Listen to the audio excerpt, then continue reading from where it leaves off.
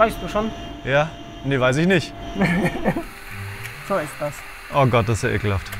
Oh! Oh! Alter, hör auf damit. Das ist ja voll krass.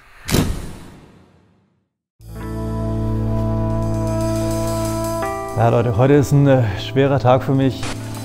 Martha konnte es sehr lange für uns allen geheim halten.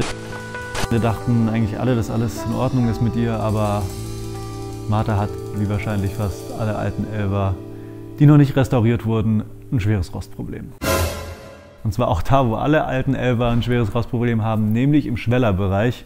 Und weil das natürlich nicht so bleiben kann, werden wir Martha die Tage aufschneiden, wir werden die alten Schweller raustrennen und wir werden neue einfügen und Martha hoffentlich so von ihrem Leid befreien können. Und damit herzlich willkommen zu einer neuen Folge 911 Things to Repair. Bevor wir irgendwas an dem Schweller machen können, muss natürlich erstmal das Hinterrad ab. Das Vorderrad mache ich auch ab, damit ich da ein bisschen besser dran kann. Und dann müssen wir Martha nackig machen. Das heißt, hier den Gummi rausnehmen, hier die Leiste abnehmen und hier die untere Schwellerverkleidung abnehmen mit diesem Gummi hier. Und dann haben wir die Möglichkeit, hier ein bisschen rumzufräsen. Ich muss dann wahrscheinlich auch noch den Teppich hier umklappen und diesen Ledereinsatz hier, diesen Kunstledereinsatz, damit der mir nicht verbrutzelt, wenn wir dann da mit dem Schweißgerät dann rangehen. Ja, damit fangen wir mal an.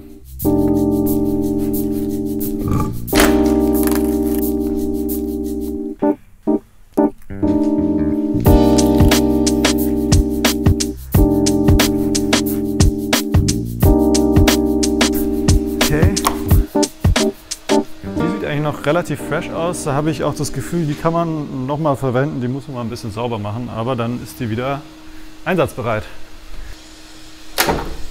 Oh.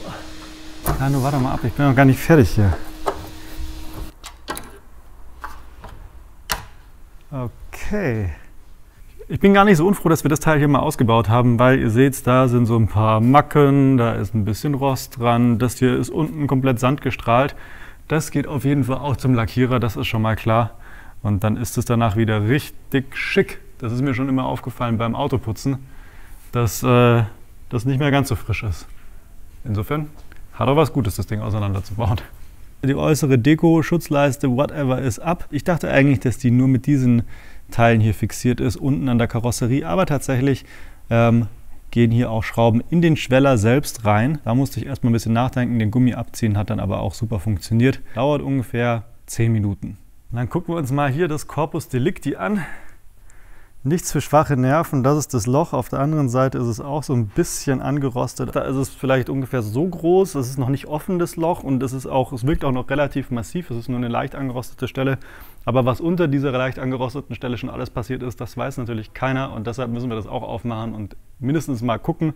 Im Zweifelsfall schweißen wir den Eumel halt wieder zu, wenn es nichts ist, aber ich gehe mal schwer davon aus, dass da auch was ist, weil Seitenwechsel, weil auf dieser Seite hier nämlich der Spaß anfängt, und da kann man dann auch schon mit einer großen Wahrscheinlichkeit sagen, dass da auch ein bisschen Freude auf uns wartet. Hier, so sieht es auf der Seite aus, da ist kein Loch, da ist halt eine verrostete Stelle. Da wir beide Seiten machen, ist mir das jetzt erstmal egal, und ich hoffe einfach, dass es nicht ganz so wild ist. Das heißt natürlich auch, da einfach weniger Arbeit für uns, die Teile sind bestellt, und je weniger wir rausschneiden müssen, desto besser. Alright, Tag 2. Ab heute zählt's.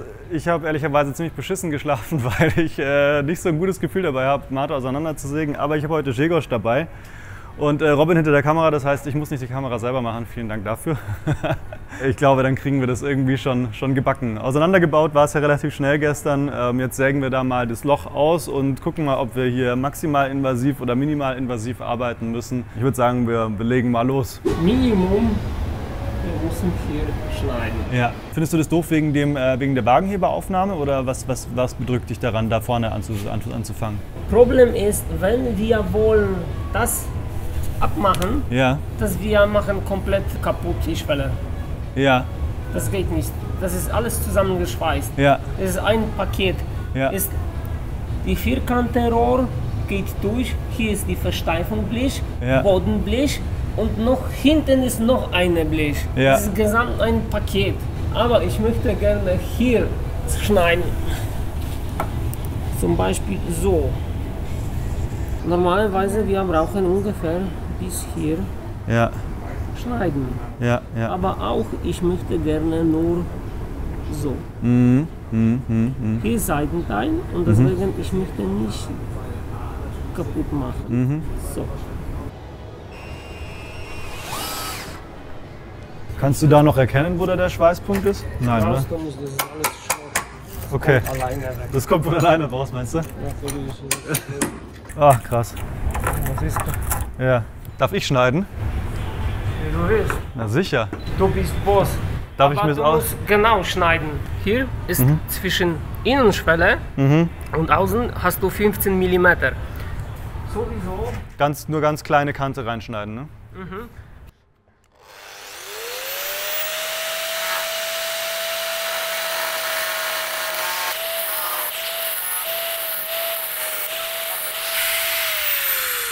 Bisschen brennt.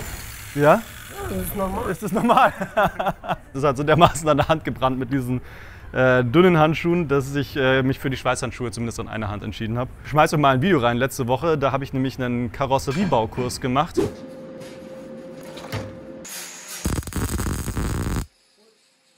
Als Bildungsurlaub kann ich jedem empfehlen, seinen Bildungsurlaub zu nutzen. Hat mega Spaß gemacht und ich habe jetzt Schweißhandschuhe. Weiter geht's.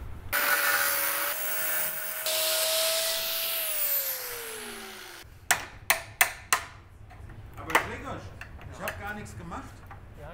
Was ist das da? Ah, das ist Rost. Und was ist das für ein Bart da unten drunter? Siehst du, das sind zwei Bleche. Ja. Und Problem ist immer diese Dichtmaße.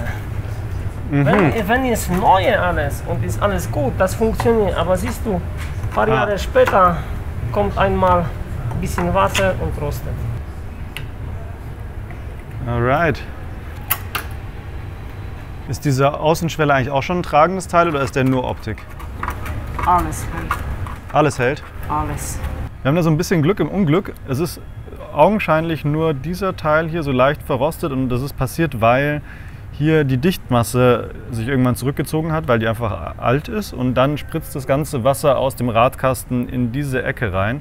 Dahinter sitzt noch so eine Versteifungsbohne, die ist mit diesem Mittenschweller hier verschweißt. Die sieht okay aus, aber nicht besonders geil. Wir werden wahrscheinlich jetzt erstmal hier dieses eine Blech hier raussägen und werden dann mal gucken, wie weit wir uns vorarbeiten müssen, bis wir dann einfach keine Roststelle mehr haben, weil der Mittenschweller, der sieht noch top aus. War letztes Jahr auch noch auf der Rennstrecke. Wenn ihr das sehen wollt, klickt mal dahin. Da hat sich Martha auch nicht verzogen wie eine Banane, also eigentlich alles in Ordnung. Und um die Kurve, wie komme ich hier um die Kurve? Ganz normal, mit Flex. Auch mit der Flex.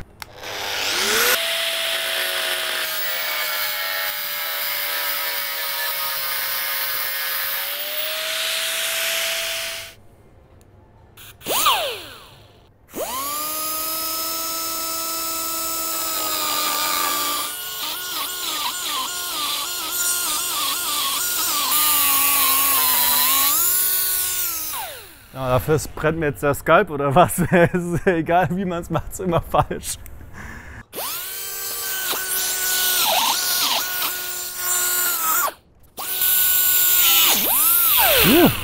Okay. Bisschen gefährlich, oder? Ein bisschen? Ja. Puh. Also mir ist jetzt warm. Warm wird gleich. Warm wird gleich. Dann guckst du, was hast du unten. Oh, aber nicht ums Herz. Das ist, oh Gott, das sieht eklig aus. Ja, guck mal. Siehst du? Das Problem ist, wir haben die Rechnung ohne die Banane gemacht, die da drinnen sitzt.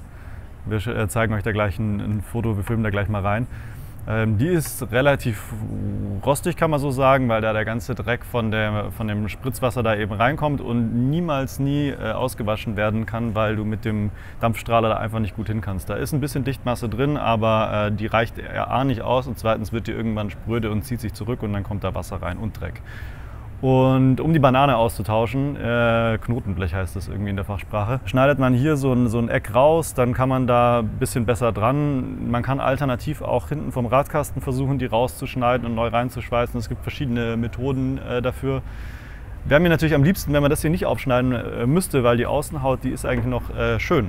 Das wäre echt schade, wenn wir die kaputt machen müssten. Aber es, ja, bleibt uns vielleicht nichts anderes übrig. Müssen wir gleich mal gucken. Die ganze Banane, Banane geht bis hier. Wir schneiden nicht. Nicht ganze Banane? Nein, okay. nein.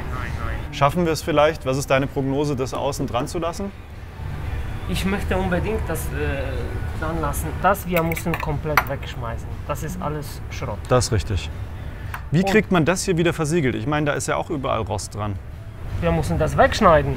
Ja? No, Ja, aber bis was willst du retten? Das ist Schrott. Das ist alles Schrott hier. Dieses Teil ist alles Das ist Schrott. alles Schrott. Aber was denkst du, das hört ja hier nicht auf. Das geht ja wahrscheinlich bis ganz nach oben, der Schrott. Nee, oben ist schon viel besser. Ja? Die Rost geht von unten nach oben. Das ist nicht schlimm. Oben ist viel besser.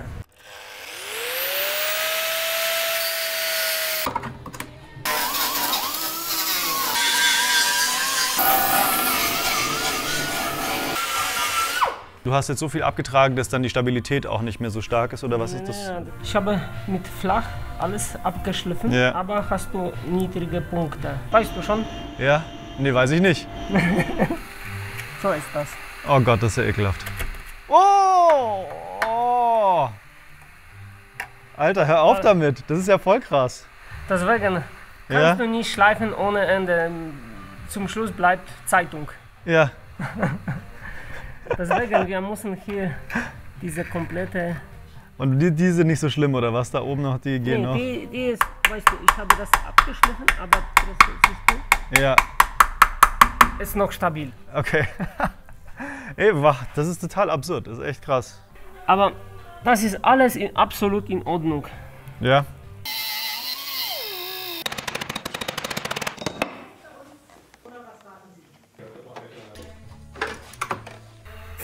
Was ist das für ein Mittel? Schweißprimer. Was macht man damit? Warum braucht man das? Kannst du alles machen, aber zwischen zwei Bleche, welche sind geschweißt, schaffst du nicht diese Oberfläche versiegelt. Die zwei Bleche, Wenn du so schweißt, dann schmilzt es damit rein, oder was? Ich ziehe erst die Linie hier runter. wie du willst, ist du bist egal. Boss. Nicht durchziehen, punkten. Ach, nur punkten? Ah. Ja, guck mal, was hast du gemacht. Ach so, ich dachte, wir ziehen eine Naht durch. Nee. Okay. So dünne Blech kannst du nicht ziehen. Okay. So war gut.